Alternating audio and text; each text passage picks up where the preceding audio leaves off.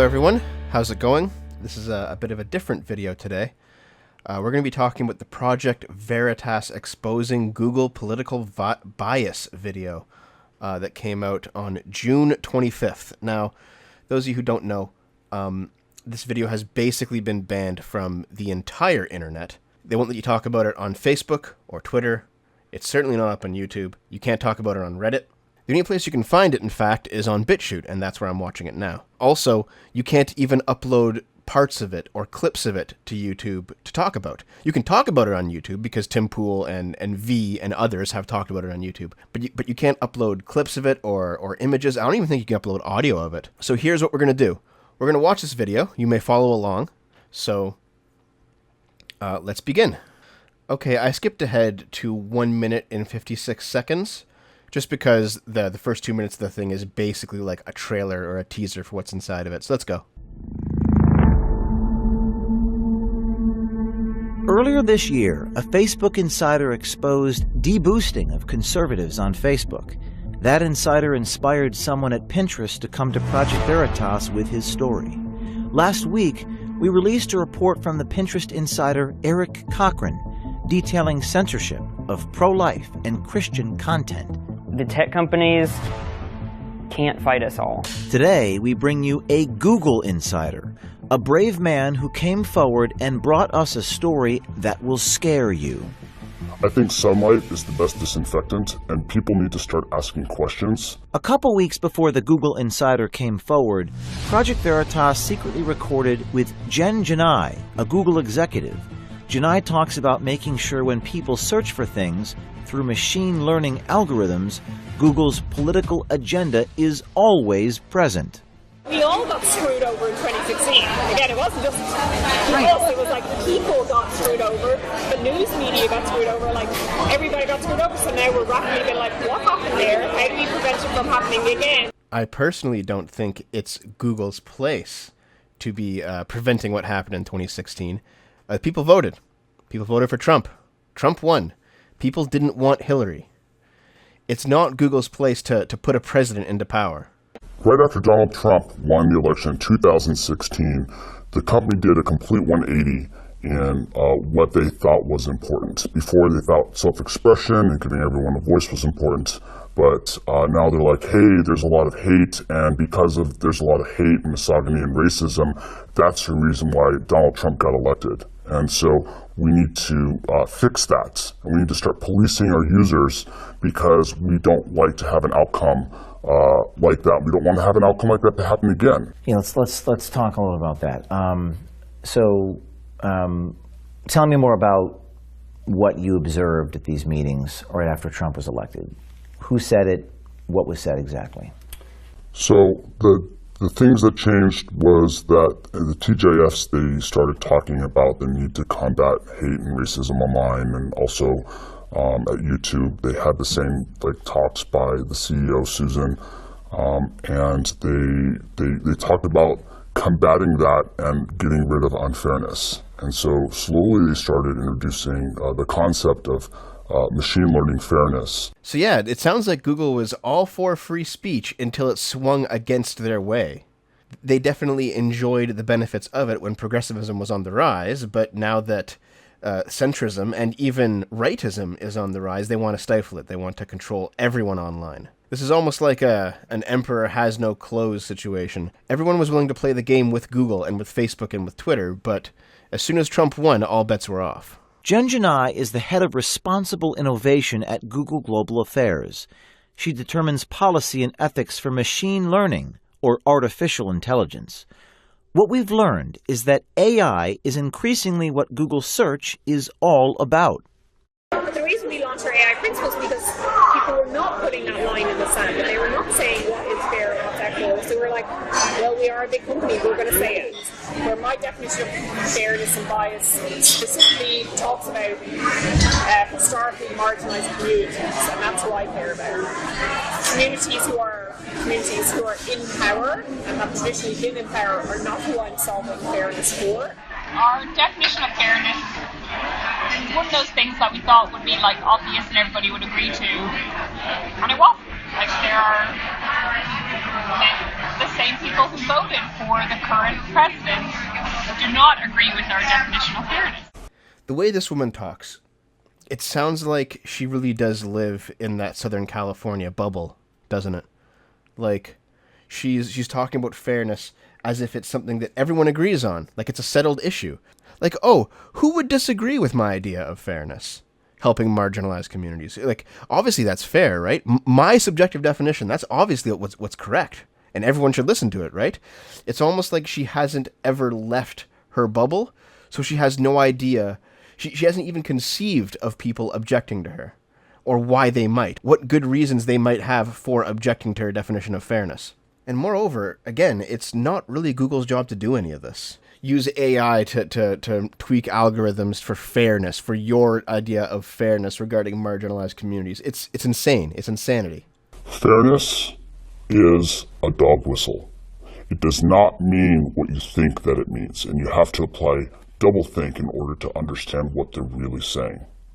And what they're really saying about fairness is that they have to manipulate their search results so that it gives them their political agenda that they want. And so they have to rebias their algorithms so that they can get their agenda across. You know, to unpack everything that she's saying that she wants the algorithm to be fair to a hand-picked representative of that community means that what she's trying to do is she's trying to sell you a product that is not objectionable. What she's trying to do is she's trying to sell a product that's not objective, that doesn't represent the will of its users, but instead represents the will of a group of people making decisions behind the shadows. So what did you find inside Google that was related to this idea of fairness? What I found at Google related to fairness was a machine learning algorithm called ML Fairness. ML standing for machine learning. And fairness meaning whatever it is that they want to define as fair. You could actually think of fairness as unfair because it's taking as input the clicks that people are making and then figuring out which signals are being generated from those clicks and which signals it wants to amplify and then also dampen. So basically exactly what we've all been saying this whole time. They have no problem with suppressing speech and putting forward their subjective ideas if it prevents Trump, if it prevents Brexit, if it prevents Gamergate probably. I'm sure there are some people in Google who are still crying over Gamergate. This is not the place of a private company.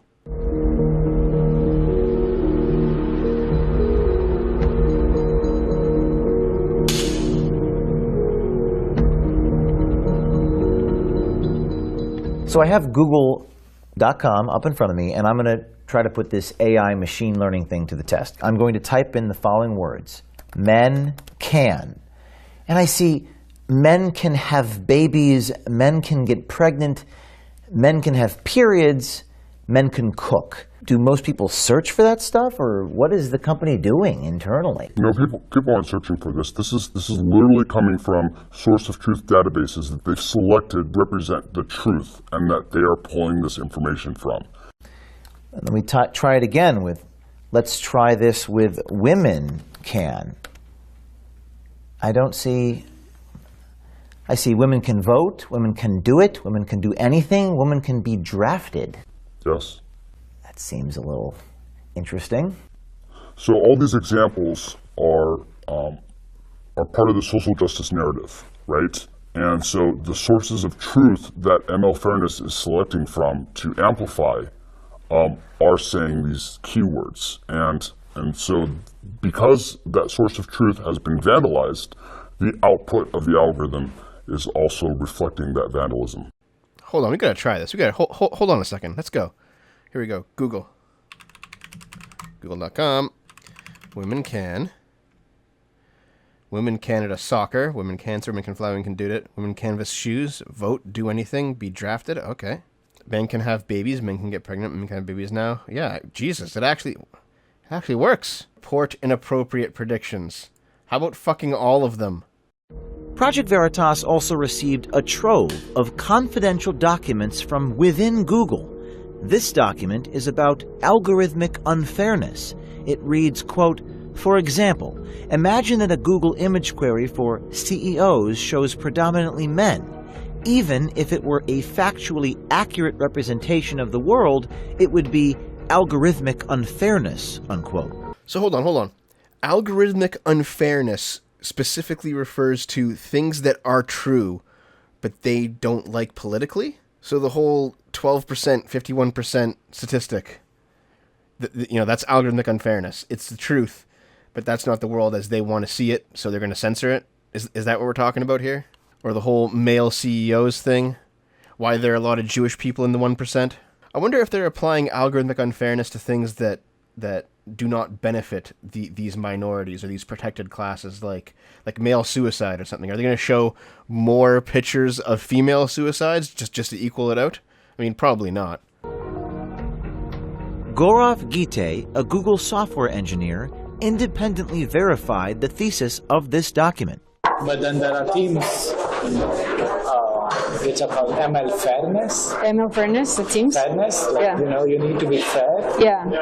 So they're trying to modify the model such that even if the data for female CEOs is it's low. It's low. It kind of balances out. It still balances out. Now, this is a confidential document, correct? Yes. It's not a document that Google has come out and admitted that this is their process. That's correct.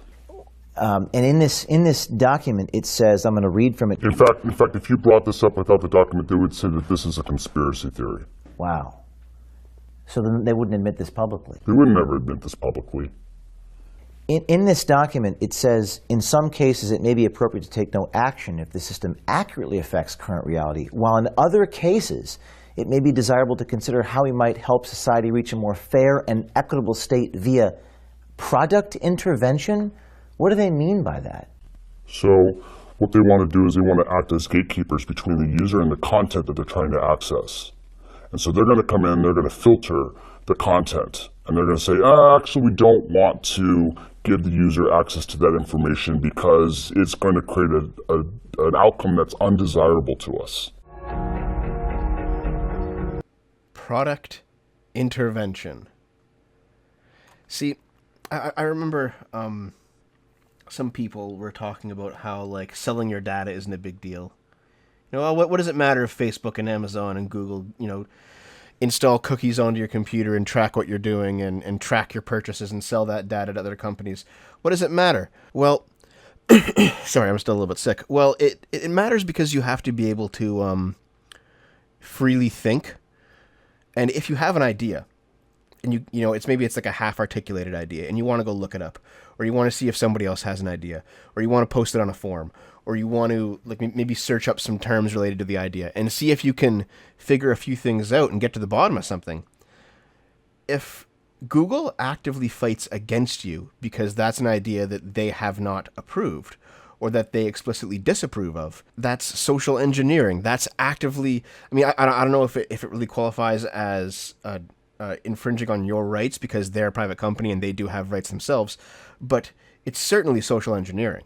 And I don't think I have to say this, but that is a bad thing. That's frankly, it's an evil thing.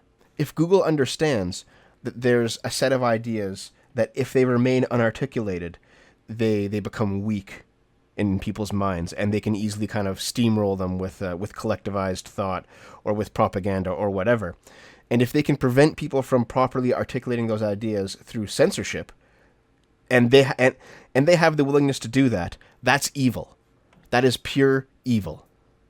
And frankly, it's anti-democratic. So this was an internal only Google document, which says the goal is to establish, quote, a single point of truth for definition of news across Google products, unquote. What does this mean? When they mean single point of truth, what they mean is alignment with the narrative. And so the narrative is manufactured by establishment players. And what they're looking to do is they're looking to boost authoritative content. Accusations on around the fairness is that we're unfair to conservatives because we are choosing what we define as credible news sources, and those news sources don't necessarily overlap with conservative sources, and so we're getting accusations of fair from one side. We can't be evil because we have defined ourselves as good. Holy fuck. Okay. This is why every single independent news or political channel on YouTube is getting throttled in place of CNN and MSNBC and ABC and others. I mean, I did that video yesterday where I kind of showed that. There was Bloomberg with 111 hits in 52 minutes, and I blew past that in about 10 minutes on that video. So it's very clear what they're choosing for trending. It's not actually trends. Does Google have an editorial agenda? Does the company make news decisions? Is that what I'm seeing in this document? Yes.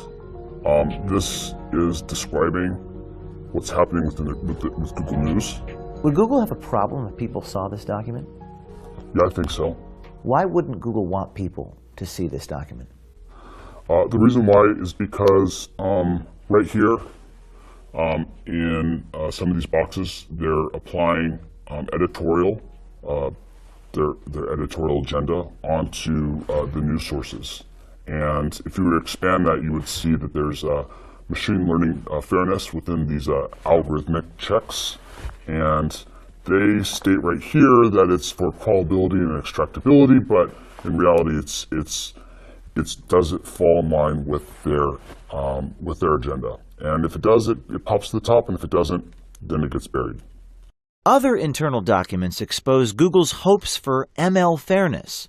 I think we can kind of see this to be true. For example, compare Christchurch, the Christchurch massacre, and how social media responded and the news media responded. Compare that with the attack on the ICE facility just a couple days ago. Christchurch was all over the news, all over the mainstream media. It was on Google and YouTube, but only sources that were, say, roundly condemning them and also blaming the entire conservative sphere and, frankly, the centrist and center-left sphere as well for Christchurch, blaming everything under the sun. You got video games, you got 4chan, you got memes, you got the internet, you got everything but the SJWs, blaming it all on everything, the whole Christchurch thing. And that's what was pushed. That's what was pushed to the front page. Those videos from those networks are pushed to the front page. That was the allowed opinion on Twitter and Facebook. But compare that to the ICE facility attack. People are praising that guy for his terrorism. Doesn't seem to matter. No one's getting banned for it. Videos aren't getting taken. Videos of people praising him, they're not getting taken down. The media is largely silent. Nothing is getting pushed. And when the mainstream media does talk about it, they don't mention Antifa, even though he was a member of Antifa, and he talks about Antifa in his manifesto. And all of that is, again, what Google pushes on YouTube and other places. It's obvious who these guys play for. Training data are collected and classified. Algorithms are programmed. Media are filtered, ranked, aggregated, and generated. People, like us, are programmed.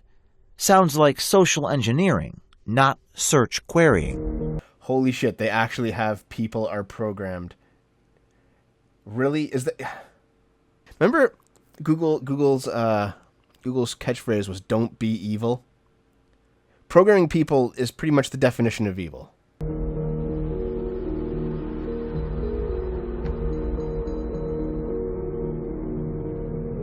Google's power has become a political issue, with politicians on both sides of the aisle debating whether antitrust legislation or other regulations and controls are in order. We got called in front of Congress multiple times, and we've not shown up because we were like, we just know they're going to just attack us. It's like, we're not going to change our response, we're not going to change our mind. There's no point in just sitting there being attacked for something that we know we're not going to change. Like, they can pressure us, but we're not changing. But we also have to be aware of what they're doing and what they're accusing us of. Like I said, like, they could just, like Elizabeth Warren, even I love her, but she's also saying, like, you just have to break up Google and that will solve everything. You have to what? Elizabeth Warren is saying that we should break up Google. And, like, I love her, but she's very misguided. Like, that will not make it better. It'll make it worse, because now all these smaller companies who don't have the same resources that we do will be charged with preventing the next Trump situation. It's like a small company cannot do. And it's like... That's incredible. The complete disdain they have for the legitimate government of their own country is wild. The representatives of the people, they don't care. They want to fuck the people. They don't want to be accountable to them. The White House is going to play a role in making things more fair, so people are holding us accountable to fill in the gap of what should be done. Right now, there's a lot of chatter in Washington, D.C., antitrust discussions and legislation being mentioned about breaking up Google. How do your bosses or the people that you work with inside of Google feel about that? For the most part, they're ignoring it. To them, it's not even happening. They don't see it as a real threat because it's something that's already happened before and passed. She just said what Google's really thinking, and they won't say in public. But she just said, you know, what a lot of us see and know to be true. And you guys just got her, and she just said the truth. They're not an objective piece. They're not an objective source of information. They are a highly biased political machine that is bent on never letting somebody like Donald Trump come to power again. 2020 is certainly on top of now my old organisation, Trust and Safety, is top of mind. They've been working on it since 2016 to make sure we're ready for 2020. So training our algorithms, like if 2016 happened again, would the outcome be different? It's unclear what Janai is exactly referring to, but Google's political agenda is undeniable. Oh my God, I can't believe I have to say this. It's not Google's place to prevent Trump 2020. If you want Trump to not get elected again, put forward somebody who can actually beat him. That's it. That's how you win. It's not through all this social engineering bullshit. Here. Do you want to beat Trump? Put forward Tulsi Gabbard. There you go. Stop being cucks. Democrats, stop being cucks. Put forward Tulsi Gabbard. She's the only one who's going to beat Trump. Everyone else is a loser. What are some other things I can type here? Hillary Clinton's emails are... It doesn't even give you a result. Google is suggesting that people do not search for this term. Is that correct? That's what they're saying. It's not even worth returning any results. But people do search for them. Hold on a minute. That can't be true. Hillary Clinton's emails. Yeah, nothing. How about just like Clinton emails? Oh, there's a few things. Data set. Okay, well, maybe, I don't know. How about Trump's emails? Nope, nothing for Trump's emails either. I don't know about this one. Absolutely, and you can tell that because you can cross-reference some of their other services that prove that people are. If you want to get an example, go to trends.google.com. Okay, I'll do that right now. Trends.google.com. And shall I... Hillary Clinton's emails, yes.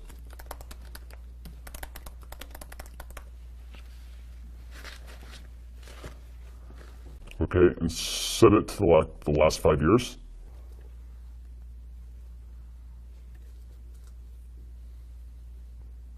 Seems like we had a spike in October of 2016. It says 100. I guess is that 100? It's all relative. So in order to get an idea of the relative importance of this, you're going to want to compare it against another search term. Let's type in Donald Trump's emails. Okay. Show me what I'm looking at here. So what we see right here is relative to the search term of Hillary Clinton's emails, Donald Trump's emails has no search traffic. No search traffic. Now let's go back to google.com and search for Donald Trump's emails, and it should show us no autocomplete because according to Google, no one searches for it compared to Hillary Clinton's emails. But it does. It gives us a whole bunch of different examples for autocomplete. So fewer people search for this, and it autocompletes, and everyone searches for Hillary Clinton's email, and it doesn't. That's right. What's the explanation? Well, according to them, Hillary Clinton's emails is a conspiracy theory, and it's unfair to return results based on her emails. And so through their program of ML fairness, they've deleted the autocomplete off the internet like it didn't even exist. How did they do that? Was it manually? Was it a human being? Was it a machine? AI? Well, the way that it works is that they're training the AI now with a bunch of humans that you can consider them social justice warriors or whatever you want to label them, but they are feeding the information and training the AI so that it will return results like this. And when they aren't able to train it, there's actually someone that will go through and manually delete certain keyword terms or put it as a blacklist. There's a lot of people filing bugs internally against Google, against these invalid results, and they ignore them because they've got no interest in fixing things that go against their social justice narrative or reduce what they consider to be fair. Yeah, see, it's one thing to put forward a preferred point of view.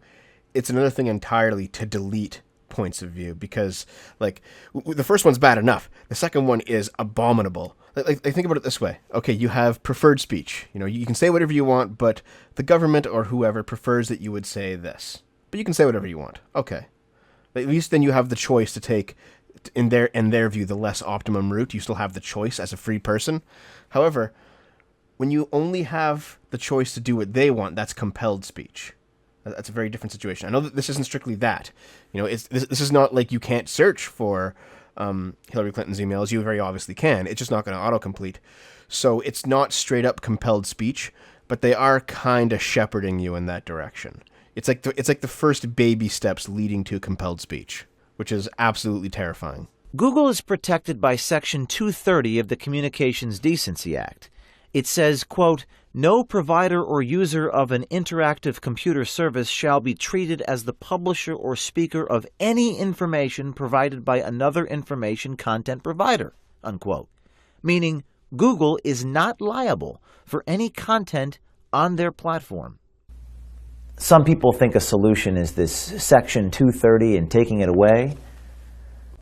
I mean, they violated not only the letter of the law, but the spirit of the law. Section 230 says that in order for them to be a platform, they can't censor the content that they have. And instead, they've decided to act as a publisher, making them responsible for everything that they put on. And they're still masquerading as a platform, even though they're acting as a publisher. I did a video on this. This is unfortunately not true, but it's a very popular misconception. Even Senator Ted Cruz, in his grilling of somebody at Google after this video came out, even he repeated this. It is not the case that Section 230 requires them to be impartial, and there's actually an amendment coming forward from a Republican that wants to make it so. And hopefully they do. It doesn't stop with Google search.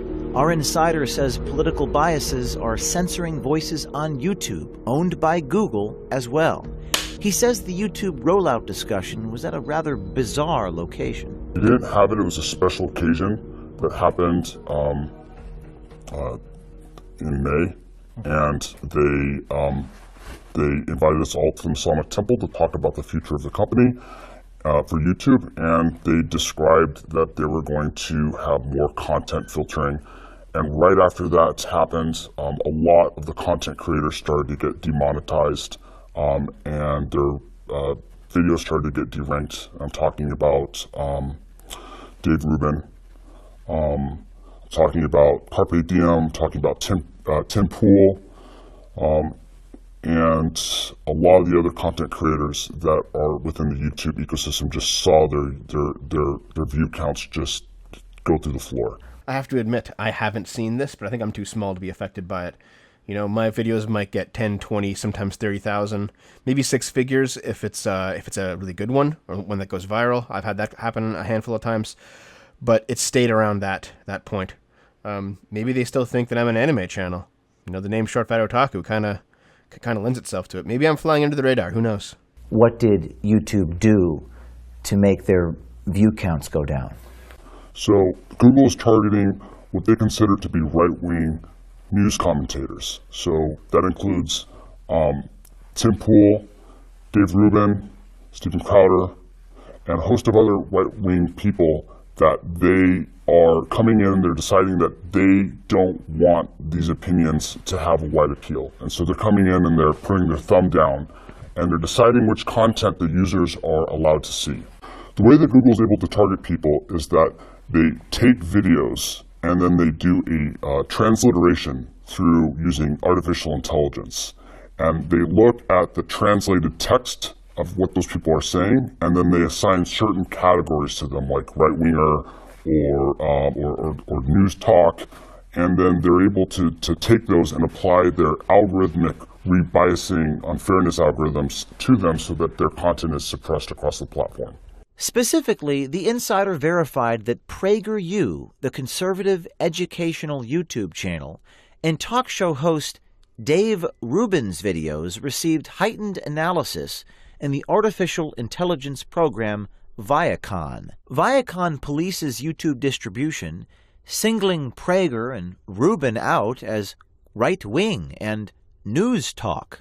Oh my God, Dave Rubin as right-wing. I mean, if anything, he's like slightly right of center. Tim Pool is definitely not right-wing. He's center-left. He's like me. I'm a center-lefty too. I think for them, the Overton window has shifted so far that right-wing is just whatever's not them. So they're applying narrative control. What's scary about this to you? What's scary is that Google's deciding what's important and what's not important. They are going through and they're effectively deleting conversations from the national narrative. It reminds me of a book called 1984, and that should have been a warning. 1984 should not be a user manual on how to run society. And Google's falling directly into that trap, where they're deciding what gets read, what gets consumed, what people are able to click on, what appears. Okay, that's a meme. Okay, that's a meme.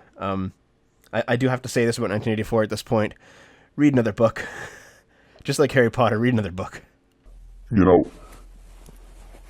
it reminds me a lot of fascism. Like, you know, it's not just about burning books.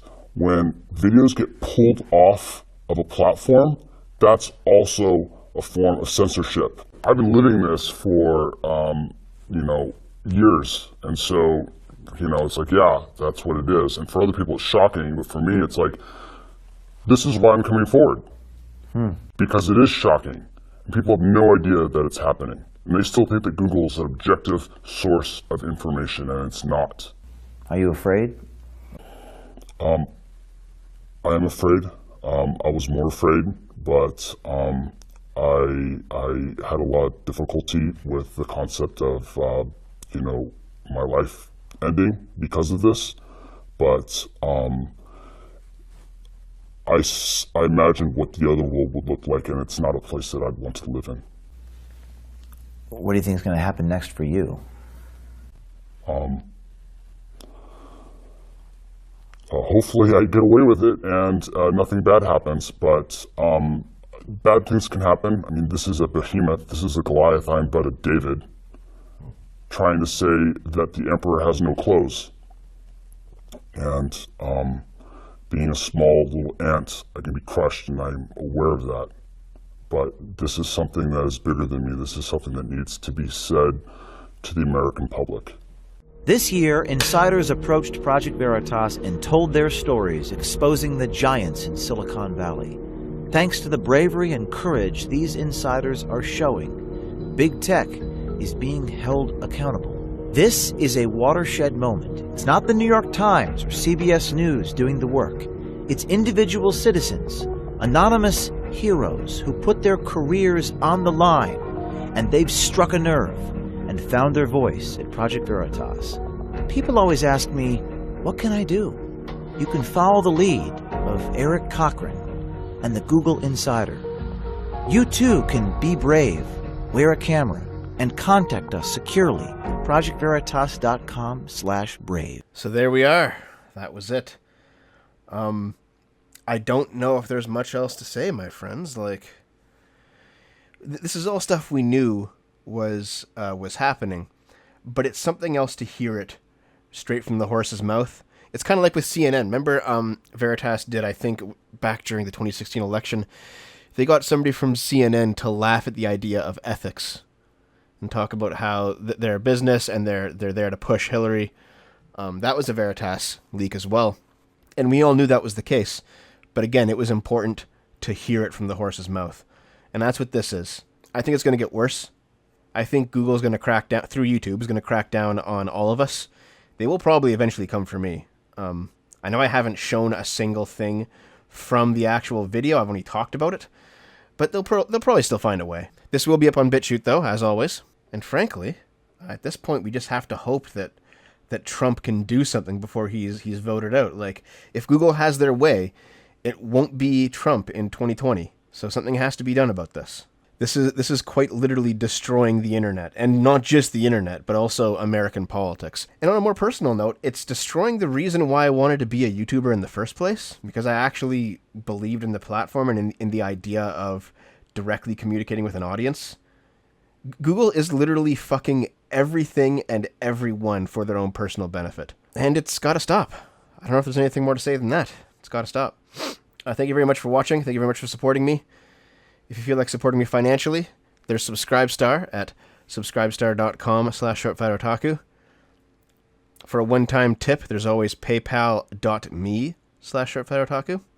And as I like to commonly point out, I have a gaming channel called Game Boomers.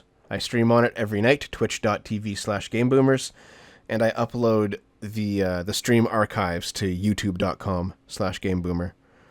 Any one of those things, whether it's donations or supporting side projects or supporting even just SFO generally, they all help me out. So I've got another video coming out a little bit later in the week, and I'm probably going to go start working on that right now. In any case, I'll catch you later. I love you.